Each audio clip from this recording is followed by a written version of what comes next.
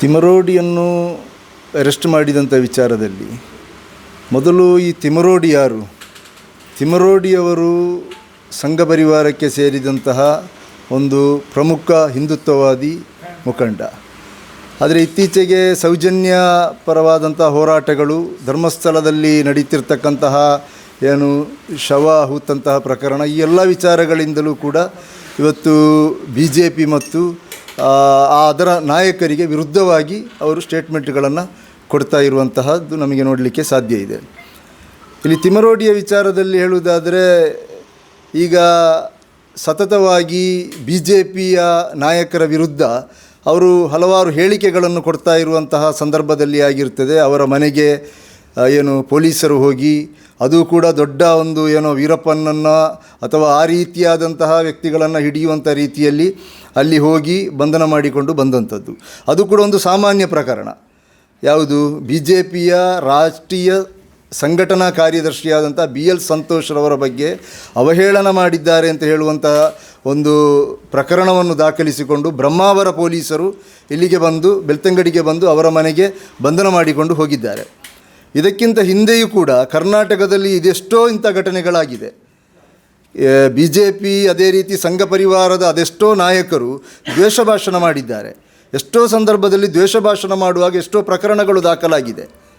ಇದಕ್ಕಿಂತ ಹಿಂದೆಯೂ ಕೂಡ ಇಲ್ಲಿ ಸೂಲಿಬೆಲೆ ಇರ್ಬೋದು, ಅಥವಾ ಜಗದೀಶ್ ಕಾರಂತ ಇರ್ಬೋದು, ಅಥವಾ ಆ ರೀತಿಯಾದಂತಹ ಬೇರೆ ಬೇರೆ ನಾಯಕರು, ಪುನೀತ್ ಕೆರೆಹಳ್ಳಿ ಇರ್ಬೋದು, ಈ ರೀತಿಯಾದಂತಹ ಪ್ರವೋಕ್ ಮಾಡುವಂತಹ, ಅದೇ ರೀತಿ ಏನು ಟಾರ್ಗೆಟ್ ಮಾಡುವಂತಹ ಮುಸ್ಲಿಮರನ್ನಾಗಿರ್ಬೋದು ಅಥವಾ ಕಾಂಗ್ರೆಸ್ ನಾಯಕರನ್ನಾಗಿರ್ಬೋದು ಟಾರ್ಗೆಟ್ ಮಾಡುವಂಥ ಹೇಳಿಕೆಗಳನ್ನು ಕೊಡ್ತಾ ಬಂದಿದ್ದರು. ಎಷ್ಟು ಕ್ರಮ ಕೈಗೊಂಡಿದ್ದಾರೆ? ಇಲ್ಲಿ ಸೂಲಿಬೆಲೆ ಅಂತವರು ಇವರ ಮೇಲೆ, ಯಾರ ಮೇಲೆ?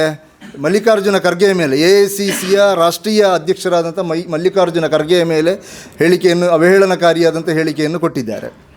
ಅವರ ಮೇಲೆ ಯಾವ ಕ್ರಮ ಕೈಗೊಂಡಿದ್ದಾರೆ? ಯಾಕೆ ಅವರ ಬಳಿಗೆ ಪೊಲೀಸರು ಹೋಗಲಿಲ್ಲ? ಮೊನ್ನೆ ಸದನದಲ್ಲಿ ಮಾತನಾಡುವಾಗ ಒಂದು ವಿಡಿಯೋವನ್ನು, ಎಡಿಟಿಂಗ್ ವಿಡಿಯೋವನ್ನು ತೋರಿಸಿಕೊಂಡು ಅಲ್ಲಿ ಚರ್ಚೆ ಆಗಿದೆ.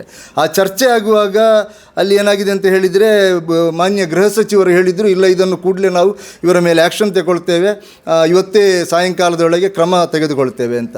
ಆದರೆ ಸ್ವಲ್ಪ ಕಳೆಯುವಾಗ ಗೊತ್ತಾಯಿತು, ಇಲ್ಲ ಇದೊಂದು ಎಡಿಟಿಂಗ್ ವಿಡಿಯೋ ಅಂತ.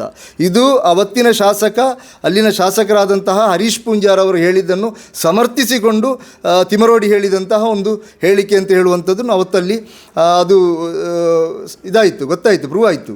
ಆ ನಂತರ ಏನಾಯಿತು ಬೆಳವಣಿಗೆ? ಅಲ್ಲಿ ತಿಮರೋಡಿಯ ಮೇಲೆ ಯಾವ ಕ್ರಮ ಕೈಗೊಳ್ಳಬೇಕು ಅಂತ ಹೇಳಿದ್ದಾರಾ? ಅದು ಹರೀಶ್ ಪೂಂಜಾ ಅಂತ ಹೇಳುವಾಗ ಯಾಕೆ ಅದು ತಣ್ಣಗೆ ಆದಂಥದ್ದು? ಆಯಿತು, ಈ ಹರೀಶ್ ಪೂಂಜಾ ಆರೋಪ ಮಾಡಿದ್ದಾರೆ, 2 ವರ್ಷಗಳ ಹಿಂದೆ ಹರೀಶ್ ಪೂಂಜಾ ಮಾಡಿದಂಥ ಆರೋಪ. ಇವತ್ತು ಏನು BL ಸಂತೋಷನ ಮೇಲೆ ಒಂದು ವ್ಯಕ್ತಿಗತವಾದಂಥ ಅವಹೇಳನ ಮಾಡುವಂಥ ರೀತಿಯಲ್ಲಿ ಇವರು ಮಾತನಾಡಿದ್ದಾರೆ ಅಂತ ಹೇಳಿ ಇವರ ಮನೆಗೆ ಈ ರೀತಿಯಾಗಿ ಪೊಲೀಸರು ಬಂದು ಬಂಧನ ಮಾಡಿಕೊಂಡು ಹೋಗುವುದಾದರೆ, ಒಬ್ಬ ಮುಖ್ಯಮಂತ್ರಿಯನ್ನು, ಈ ರಾಜ್ಯದ ಗೌರವಾನ್ವಿತ ಮುಖ್ಯಮಂತ್ರಿಗಳು 24 ಕೊಲೆ ಮಾಡಿದ್ದಾರೆ ಅಂತ ಈ ಹರೀಶ್ ಪೂಂಜಾ ನೇರವಾಗಿ ಆರೋಪ ಮಾಡಿದ್ದಾರೆ. ಆ ಹರೀಶ್ ಪೂಂಜಾನ ಮೇಲೆ ಕ್ರಮ ಯಾಕೆ ಕೈಗೊಳ್ಳಲಿಕ್ಕೆ ಸರ್ಕಾರಕ್ಕೆ ಸಾಧ್ಯವಾಗಲಿಲ್ಲ? ಈ ಪ್ರಶ್ನೆಗೆ ಹೇಳುವಾಗ, ಅವತ್ತು ನಾವು ಅವರ ಮೇಲೆ FIR ದಾಖಲಿಸಿದ್ದೇವೆ 2023ರಲ್ಲಿ, ಆದರೆ ಅವರು ಬೇಲ್ ತಗೊಂಡಿದ್ದಾರೆ ಅಂತ ಹೇಳ್ತಾ ಇದ್ದಾರೆ. ಯಾಕೆ ಅವರಿಗೆ ಬೇಲ್ ತಗೊಳ್ಳಿಕ್ಕೆ ಅವಕಾಶ ಮಾಡಿಕೊಟ್ಟದ್ದು?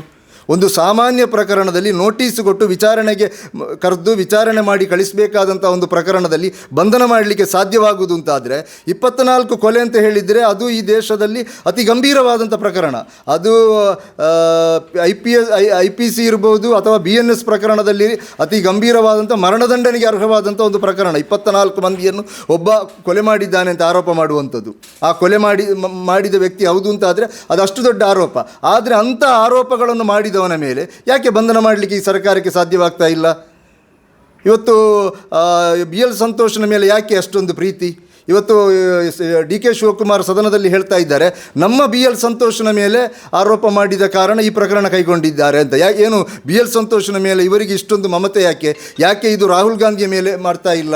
ಯಾಕೆ ಇದು ಇವರ ಮೇಲೆ ಆಗ್ತಾ ಇಲ್ಲ? ಸಿದ್ದರಾಮಯ್ಯನವರ ಮೇಲೆ ಆರೋಪ ಮಾಡುವಾಗ ಯಾಕೆ ಆಗ್ತಾ ಇಲ್ಲ? ಯಾಕೆ ಮಲ್ಲಿಕಾರ್ಜುನ ಖರ್ಗೆಯವರ ಮೇಲೆ ಸೂಲಿಬೆಲೆ ಆರೋಪ ಮಾಡುವಾಗ ಯಾಕೆ ಅವರನ್ನು ಬಂಧನ ಮಾಡಲಿಲ್ಲ? ಯಾಕೆ ಮಲ್ಲಿಕಾರ್ಜುನ ಖರ್ಗೆಯವರು ದಲಿತರು, ಇವರು ಬ್ರಾಹ್ಮಣರು ಅಂತ ಹೇಳಿ ಈ ಕಾಂಗ್ರೆಸ್ ಸರ್ಕಾರ ಬ್ರಾಹ್ಮಣರ ಪರವಾಗಿ ಅಥವಾ ಮೇಲ್ಜಾತಿಯವರ ಪರವಾಗಿ ಈ ರೀತಿಯಾಗಿ ಕೆಲಸ ಮಾಡ್ತಾ ಇದೆಯಾ? ಇಲ್ಲಿ ತಿಮರೋಡಿಯನ್ನು ಮಾಡಿದ್ದನ್ನಲ್ಲ, ತಿಮರೋಡಿ ಸಂಘ ಪರಿವಾರಕ್ಕೆ ಸೇರಿದಂಥ ಒಬ್ಬ ವ್ಯಕ್ತಿ, ಅದರಲ್ಲಿ ಯಾವ ಸಂಶಯ ಕೂಡ ಇಲ್ಲ. ಇವತ್ತಿಗೂ ಕೂಡ ಆ ಮನುಷ್ಯ ಅದೇ ಹಿಂದುತ್ವವಾದಿ, ಅದೇ ಸಂಘ ಪರಿವಾರದ ಸಿದ್ಧಾಂತವನ್ನು ಒಪ್ಪಿಕೊಂಡೇ ರಾಜಕೀಯ ಮಾಡುವಂಥ ವ್ಯಕ್ತಿ. ಆದರೆ ಇಲ್ಲಿ ಕಾನೂನು ಒಬ್ಬೊಬ್ಬರಿಗೆ ಒಂದೊಂದು ಕಾನೂನು ಇರಬಾರ್ದು. ಹಿಂದೆ ಇಲ್ಲಿ ಮುಸ್ಲಿಮರ ವಿರುದ್ಧ ದ್ವೇಷಭಾಷಣ ಮಾಡಿದಂತಹ ಪ್ರಕರಣಗಳು ಬಂದಾಗ ಕಲ್ಲಡ್ಕ ಪ್ರಭಾಕರ ಭಟ್ ಇಲ್ಲಿ ಮುಸ್ಲಿಂ ಮಹಿಳೆಯರ ಬಗ್ಗೆ ಅವಹೇಳನಕಾರಿಯಾದಂತಹ ಭಾಷಣಗಳನ್ನು ಮಾಡುವಾಗ ಎಷ್ಟೋ ಪ್ರಕರಣಗಳು, 100 ಪ್ರಕರಣ ಈ ರಾಜ್ಯದಲ್ಲಿ ದಾಖಲಾಗಿದೆ.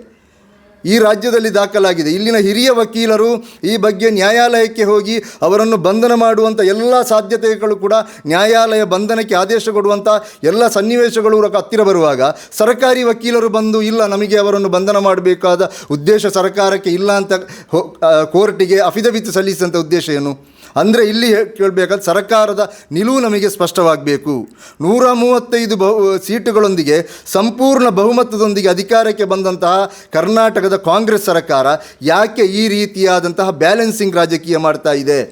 ಸಂಘ ಪರಿವಾರಕ್ಕೆ ಹೆದರಿಕೊಂಡು ಅವರ ಮುಂದೆ ಮಂಡಿಯೂರುವಂತಹ, ಅವರ ಮುಂದೆ ಬಗ್ಗುವಂತಹ, ಅವರ ಪ್ರಪೋಕಾಂಡಗಳಿಗೆ ಬಹಳ ಸುಲಭವಾಗಿ ಬಲಿಯಾಗುವಂತಹ ಇಂತಹ ಒಂದು ನಾಚಿಕೆ ಇಲ್ಲದಂತಹ ಬಹಳಷ್ಟು ನಾಚಿಕೆಗೇಡಿನ ಒಂದು ರಾಜಕೀಯವನ್ನು ಈ ರಾಜ್ಯದಲ್ಲಿ ಮಾಡ್ತಾ ಇದೆ ಸಿದ್ದರಾಮಯ್ಯರವರ ನೇತೃತ್ವದ ಸರ್ಕಾರ. ನಮಗೆ ಪ್ರಶ್ನೆ ಕೇಳಲಿಕ್ಕೆ ಇರುವಂಥದ್ದು ಇಲ್ಲಿ ಸರ್ಕಾರದ ಮುಂದೆ. ಇಲ್ಲಿ ಧರ್ಮಸ್ಥಳದಲ್ಲಿ ಇಷ್ಟೆಲ್ಲ ಘಟನೆಗಳಾಗುವಾಗಲೂ ಕೂಡ SITಯನ್ನು ರಚನೆ ಮಾಡಿ, ಒತ್ತಡ ಬಂದು SITಯನ್ನು ರಚನೆ ಮಾಡುವಾಗಲೂ ಕೂಡ ಇಲ್ಲಿ DK ಶಿವಕುಮಾರ್, ಇಲ್ಲಿನ ಕರ್ನಾಟಕದ ಉಪಮುಖ್ಯಮಂತ್ರಿಗಳಾದ DK ಶಿವಕುಮಾರ್ ಅವರು ಧರ್ಮಸ್ಥಳದ ವಿರುದ್ಧ ಒಂದು ಷಡ್ಯಂತ್ರ ನಡೀತಾ ಇದೆ ಅಂತ ಹೇಳುವಂಥ ರೀತಿಯಲ್ಲಿ ಆ ಪ್ರಕರಣದ ತನಿಖೆಯನ್ನು ದಿಕ್ಕು ತಪ್ಪಿಸುವಂತಹ ಅಥವಾ ಜನರ ವಿಚಾರಗಳನ್ನು ಡೈವರ್ಟ್ ಮಾಡುವಂಥ ರೀತಿಯಲ್ಲಿ ಅವರು ಹೇಳಿಕೆಗಳನ್ನು ಕೊಡ್ತಾ ಇದೆ. ಇವರ ಉದ್ದೇಶ ಏನು ಅಂತ ಹೇಳುವಂಥದ್ದು ನಮಗೆ ಅರ್ಥ ಆಗಬೇಕು. ಕರ್ನಾಟಕ ರಾಜ್ಯ ಕಾಂಗ್ರೆಸ್ ಸರ್ಕಾರ ಯಾರ ಪರವಾಗಿದೆ? ಕಾನೂನಿನ ಪರವಾಗಿದೆಯಾ? ಇಲ್ಲಿ ಕಾನೂನುಗಳು ಎಲ್ಲರಿಗೂ ಒಂದೇ. ಅದು ಸಂಘ ಪರಿವಾರಕ್ಕೂ ಒಂದೇ ಕಾನೂನು, BJP ನಾಯಕರಿಗೂ ಒಂದೇ ಕಾನೂನು, ಕಾಂಗ್ರೆಸ್ ನಾಯಕರಿಗೂ, ಇಲ್ಲಿರ್ತಕ್ಕಂಥ SDPIಯವರಿಗೂ, ಮುಸಲ್ಮಾನರಿಗೂ, ಹಿಂದೂಗಳಿಗೂ ಕಾನೂನು ಒಂದೇ ರೀತಿಯಾಗಿರಬೇಕು. ಸಂಘ ಪರಿವಾರದವರು ತಪ್ಪು ಮಾಡುವಾಗ, ಸಂಘ ಪರಿವಾರದವರು ದ್ವೇಷಭಾಷಣ ಮಾಡುವಾಗ ಅವರ ಮೇಲೆ ಮೃದು ಧೋರಣೆಯನ್ನು ತೋರಿಸುವಂಥದ್ದು, ಅದೇ ಸಂಘ ಪರಿವಾರ BJP ನಾಯಕರ ಮೇಲೆ ಬೇರೆ ಯಾರಾದರೂ ಆರೋಪ ಮಾಡುವಾಗ ಅವರ ಮೇಲೆ ಕಠಿಣವಾದಂಥ ಕಾನೂನುಗಳನ್ನು ಕೈಗೊಳ್ಳುವಂಥ ರೀತಿಯಾದಂಥ ಒಂದು ಪ್ರಕ್ರಿಯೆ ಈ ರಾಜ್ಯದಲ್ಲಿ ನಡೀತಾ ಇದೆ. ಇದು ಬಹಳ ಅಪಾಯಕಾರಿ ಮತ್ತು ಈ ರಾಜ್ಯದ ರಾಜಕೀಯ ವ್ಯವಸ್ಥೆಗೆ ಇಲ್ಲಿ ಕಾಂಗ್ರೆಸ್ಸಿನ ಕಾರ್ಯಕರ್ತರು ಇವತ್ತು ಕೇಳ್ತಾ ಇದ್ದಾರೆ ಈ ವಿಚಾರವನ್ನು. SDPI ಅವರಲ್ಲ, ಇವತ್ತು ಕಾಂಗ್ರೆಸ್ಸಿನ ಕಾರ್ಯಕರ್ತರಿಗೆ ಈ ವಿಚಾರವನ್ನು ಅವರಿಗೆ ಬಹಿರಂಗವಾಗಿ ಹೇಳಲಿಕ್ಕೆ ಆಗ್ತಾ ಇಲ್ಲ. ಅವರೇ ಇವತ್ತು ಪ್ರಶ್ನೆ ಮಾಡ್ತಾ ಇದ್ದಾರೆ ಸಾಮಾಜಿಕ ಜಾಲತಾಣಗಳಲ್ಲಿ, ಯಾಕೆ ಈ ಕಾಂಗ್ರೆಸ್ ಸರ್ಕಾರ ಈ ರೀತಿಯಾದಂತಹ ಒಂದು ಸಂಘ ಪರಿವಾರದ ಮುಂದೆ ಮಂಡಿಯೂರುವಂತಹ ರಾಜಕೀಯವನ್ನು ಮಾಡ್ತಾ ಇರುವುದು ಯಾಕೆ ಅಂತ ಹೇಳುವಂಥ ರೀತಿಯಲ್ಲಿ ಇವತ್ತು ಕಾಂಗ್ರೆಸ್ನವರು ಪ್ರಶ್ನೆ ಮಾಡ್ತಾ ಇದ್ದಾರೆ. ಅದನ್ನೇ ಆಗಿರ್ತದೆ social democratic party of India ಕೂಡ ಕೇಳುವಂಥ ಇಲ್ಲಿ ಯಾರ ಪರವ ಯಾರ ವಿರುದ್ಧವಲ್ಲ, ಕಾನೂನು ಎಲ್ಲರಿಗೂ ಕೂಡ ಒಂದೇ ರೀತಿಯಾಗಿರಬೇಕು.